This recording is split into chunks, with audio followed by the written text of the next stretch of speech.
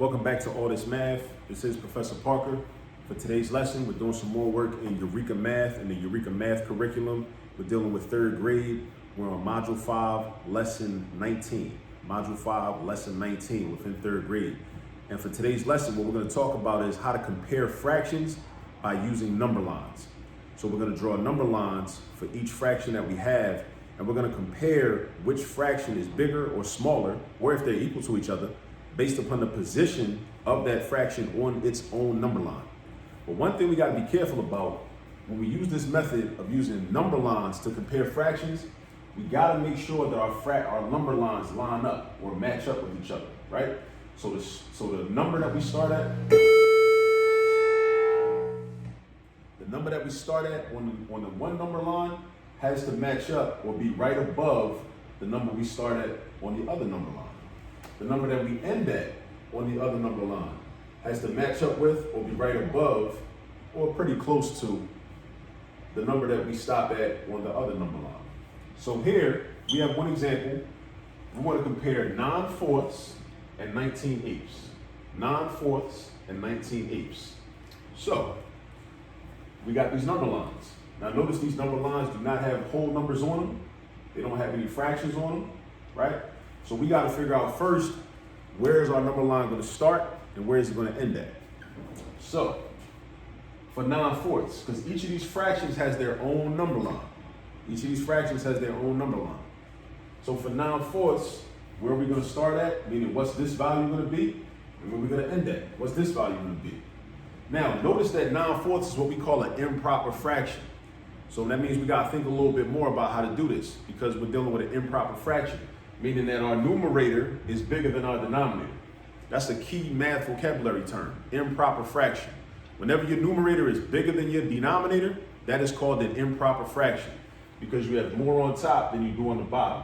With proper fractions, you have less on the top than you do on the bottom, right?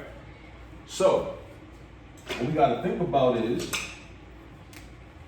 how much would 4/4 be? We start with that, right? So think about this.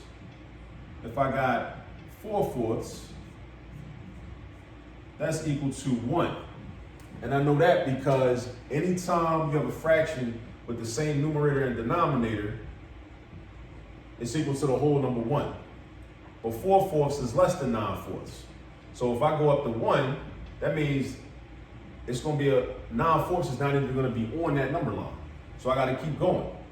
I do another 4. So now I got 8/4. 8/4 is 8 divided by 4, which is 2. 8/4 is still less than 9/4 though. So that means that if I stop at 8/4, then this 9/4 is not even going to be on that number line. So then I add another 4 in my numerator. That's going to be 12/4. 12/4 is 12 divided by 4. That equals 3.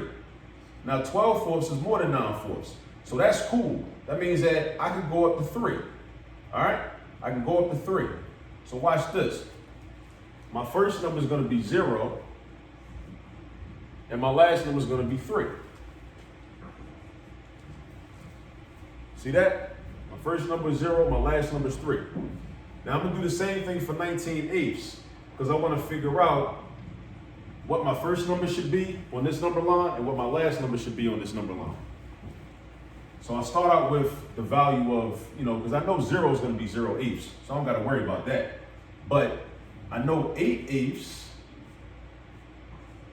is going to be equal to 1, because again, whenever my numerator and denominator are the same exact number, that fraction is equal to +1, or the whole number 1. But look, 8/8 is less than 19/8. So if I stop at 1, that means that this 19/8 is not even going to be on my number line. So then let's say, okay, let's say I add another 8. And now I got 16/8. This is 16 divided by 8, which is 2. But if I stop at 2, that means I'm stopping at 16/8. And 19/8 is not going to be on there either, right? It's not going to be on there. So I got to keep going. I add another 8. Well, 8/8 rather. So now I got 24/8. 24 divided by 8, that gives me 3. Now 24 eighths is more than 19 eighths. And since 24 eighths is more than 19 eighths, that means that I should start at 0 and end at 3. And I'll be cool. All right? So again, just like with 9/4, that number line, on the 19 eighths number line, I'm gonna start at 0 and I'm gonna end at 3. All right? Now let's do our spaces. Now, between 0 and 3, we have 1 and 2. So I need to do 1 and 2. And I want to make sure these are like equal size spaces. So that looks to be equal to this, which looks to be equal to this. So I got 3 spaces between 0 and 1, between 1 and 2, and between 2 and 3. I got 3 spaces. Now, I'm going to match up my numbers in the 19 eighths number line also, because when I'm comparing numbers, I need to make sure that my number lines match up. All right, my number lines need to match up. So if I got 1 up here, I'm going to have 1 down here. If I got 2 up here, I'm going to have 2 down here. So now I got 0, 1, 2, 3 on this one also. So for 9/4, we go from 0 to 3, right? Now, we need to break up each whole number into fourths or quarters. Fourths and quarters are the same thing. So what we're gonna do is, the way I like to do that is, I like to find half and then do half of half. Because half of half is a quarter. So I got 1/4, 1/4, 1/4, 1/4. And then I'm gonna do the same thing between 1 and 2. I find half. And then I do half of half. And I got 1/4, 1/4, 1/4, 1/4. Between 2 and 3, same thing. I find half.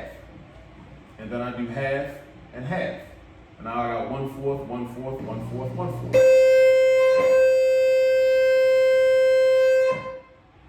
So now what I can do is, I can create fractions that correspond to my whole numbers, 0, 1, 2, and 3.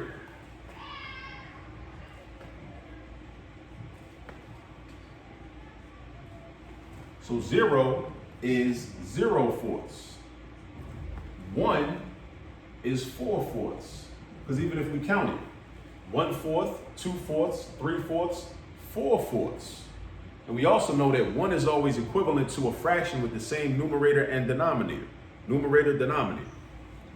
Then if I keep counting, 5/4, 6/4, 7/4, 8/4. And if I keep counting, 9/4, 10/4, 11/4, 12/4. So now, I can now figure out where 9/4 is. I know it's not between 0/4 and 4/4. It's not between 4/4 and 8/4. It's gonna be between 8/4 and 12/4 because it's more than 8, but less than 12. So 1/4 after 8/4 is 9/4. So 9/4 is right here. So that's what 9/4 is. Now remember what we're doing. We're trying to compare these two fractions, right? We're trying to compare these two fractions, and the way we're gonna do it is we're gonna look at where they're located on their own respective number lines. And whichever one is further to the right, that's the one that's bigger. Whichever one is further to the left, that's the one that's smaller. That's how it works. But it's very important that our whole numbers are lined up. Because if our whole numbers weren't lined up, then we can't get the right answer. The only way we can compare accurately is if our whole numbers are lined up. 0 lined up with 0, 1 lined up with 1, 2 lined up with 2, 3 lined up with 3. That's very important. So when you're drawing your number lines, make sure your whole numbers are lined up. Now, for the eighths, let's first draw boxes around our whole numbers and create fractions. So this is how many eighths? This is 0/8. 0 is 0/8. And then 1 is going to be 8/8. And then 2 is going to be 16/8. And then 3 is going to be 24/8. Right? Because remember, another way to do that, another way to figure out what the fractions are that correspond to the whole numbers is you take the whole number and multiply by the denominator. And we knew that the denominator was going to be 8 for all of them because this is the denominator of our fraction. We're dealing with 19/8. So we do 1 times 8, which gives us 8. 2 times 8, which gives us 16. 16 eighths. 3 times 8, which gives us 24. 24 eighths, right? So now, we gotta break up our spaces in between the whole numbers. So between 0 and 1, if I want to do eighths, this is how I do eighths, right? I find half, and then I do half of half to get fourths, and then I do half of each of those fourths to get eighths. So I do half, and then I do half and half. Now I got fourths. I got 1/4, 2/4, 3/4, 4/4, just like up here. But I need eighths. An eighth is a half of a fourth. So I gotta do half of each of those quarters. Boom, boom, boom. Now I just created eighths. And I'm gonna do the same thing between 1 and 2. I find half, and then I do half of half. Now I got quarters, and then I do half of each of the quarters. Half, half, half, half. Now I got eighths. I do the same thing between 2 and 3. I find half, and then I do half, and I do half. And then I do half of each of the quarters. So I got 8. 8 pieces, 8 pieces, 8 pieces. Now I can find what 19 eighths is. 19 eighths is not between 0 eighths and 8 eighths. It's not between 8 eighths and 16 eighths. It is, however, between 16 eighths and 24 eighths. Because 19 eighths is more than 16 eighths, but less than 24 eighths. Right? So what I do is I just want to count. Each of these is 1/8. So after 16 eighths, 17 eighths, 18 eighths, 19 eighths. Right there. That's 19 eighths. So now what I've done is I've located and labeled 19 eighths, and I've located and labeled 9/4. So now the question is, in order to compare these two fractions, which one is further to the right? Now you can kind of eyeball this and kind of tell that it's going to be 19 eighths. That's further to the right. But if not, if you want to be more specific, you can take like a piece of paper or something, right? And kind of line it up. Line up the piece of paper and say, okay, see that? Here's this dot, and here's that dot all the way over there. See the space in between? That means that this dot is further to the left. So this dot is further to the right. So that means that 19 eighths is bigger. And if 19 eighths is bigger, then remember how we deal with our greater than and less than signs, right? The greater than sign eats the bigger fraction, or it eats the bigger quantity. So it looks like this. 19 eighths is bigger. Boom. Imagine this is a mouth.